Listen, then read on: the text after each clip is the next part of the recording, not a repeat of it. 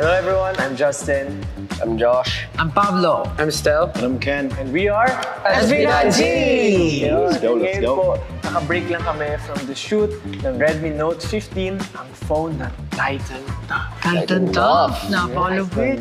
Maya-maya lang po, we will answer tough questions. So mahirap yan. Oh, tough nga eh. Baka. Okay. Aling song nyo ang naging toughest sulatin, kantahin, or sayawin? In terms of lahat. Ay, we? Pagsulat, pag-perform, paggawa ng choreography, yung what. Yung first song natin sa album natin na Pagsibol, na talagang produced by sa atin lahat. Ako personally sa akin. Pandemic pa. Pandemic pa, tapos kayo nag-choreograph. Nakakapagod yung choreography. Sorry, Tsaka pasensya na. yung first performance natin, na-COVID pa tayo. Tough talaga yung pinagdaanan. Na-cancel, di ba? Parang feeling Pero generally... still tight and tough. Kaya nga tayo title to. Nag-commute kami nung time niya, wala pa tayong mga dun eh. Tapos maraming dancer, siksikan tayo sa recording studio. sa mo, sa Sa recording pa Sa hindi ko. homemade recording studio. Yung areglo ng kanta, nag-iiba yung tempo. Parang generally, what nga yung pinaka-medyo. Chinecheck ko yung EP natin. Totoo. Quit yung nahihirapan ako. Kasi ang hirap yung parang pagka-idle time. Pag di ka kumakanta, anong gagawin mo? Ganon-ganon ka sa stage. Parang, hindi mo alam paano. Oo, hindi mo alam paano ako-connect sa tao. Kasi pag andun ka, gaganon ka lang eh. Ako, afraid to die, I'll die. Ayoko mamatay. Titingin ka na sa taas. Titingin. Try mong i-feel. Pitin mo na, tapos pikit ka na lang. Minsan patay mali siya, parang... Sa akin, mapa. Mapa. Siyempre, paano ko kakantayin yung part ko na hindi ko alam yung feeling ng part ko, which is yung sa tatay ko. Parang ganun lang siya. Parang ang hirap na ang hirap nung i-express kung paano ko nga gagawin to. Ganun. So, mas mabigat siya for me. Ayun, nag-text si Tito. Love you na.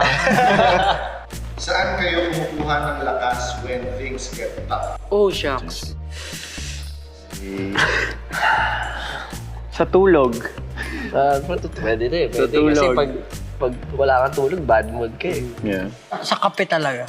Naging normal na siya sa atin na parang work lang ng work. That's true.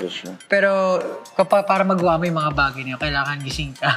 Tama. Battle, parang binabattle mo yung Ano ko din yan antok eh. mo. Ano ko So, din yung yun, kape strategy ko talaga rin. yun. Nagpapagising. Sa totoo lang, di ako lagi motivated. I try to build discipline instead. Parang ganun. Kasi, ang hirap ma-motivate every day. So, parang may routine na lang ako araw-araw.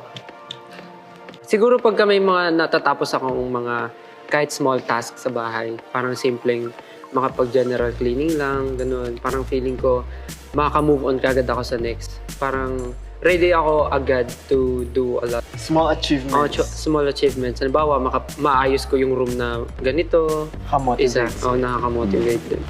Ako, same lang kay Estel siguro, naglilinis, tapos mag-washing ng kotse, tapos dadalhin yung kotse sa shop. Yun yung parang nakakabi Yun ko. talaga yung pinaka-nakaka-motivate sa akin. Nagasusan ko yung car ko para to look good.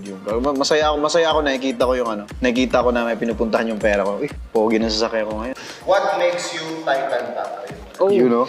As a group siguro. Kasi marami kaming goals.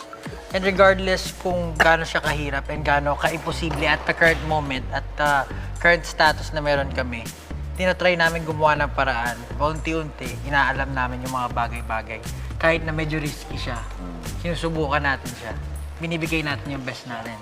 Doon, masasabi ko na Titan Tough tayo. Titan top. Journey, the Ano goal. kasi yun eh. Kung parang yung sinasabi nilang imposible, yun yung gusto namin. Parang against the current, yun.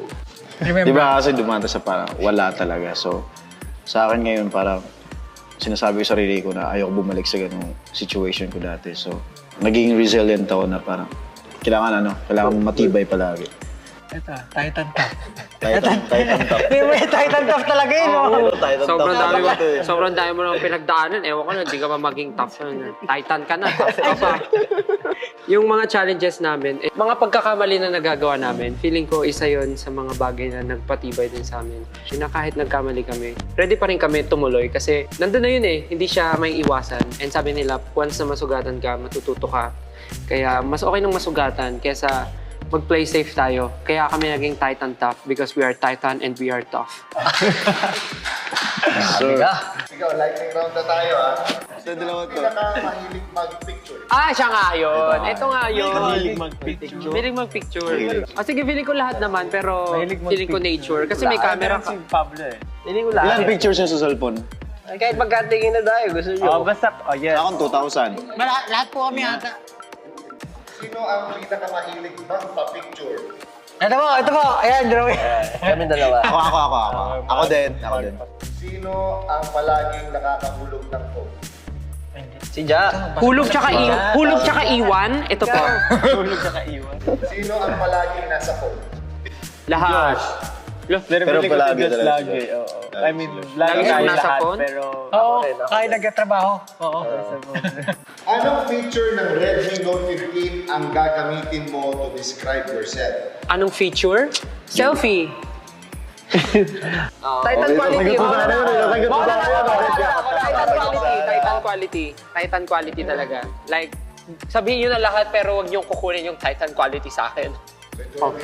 Durability. Yep. Kasi lagi po kaming on the go. So, kumbaga, hindi namin Lalo na lagi ako minsan. nakalaglag ng cellphone. Kailangan Kung saan namin matibay talaga. naiiwan yung phone namin.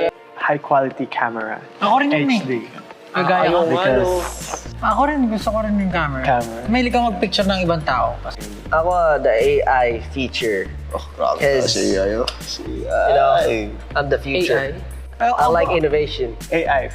Maraming salamat po sa pakikinig sa amin, sa kalokohan namin. And again, we are SB19 and we are Titan Tough.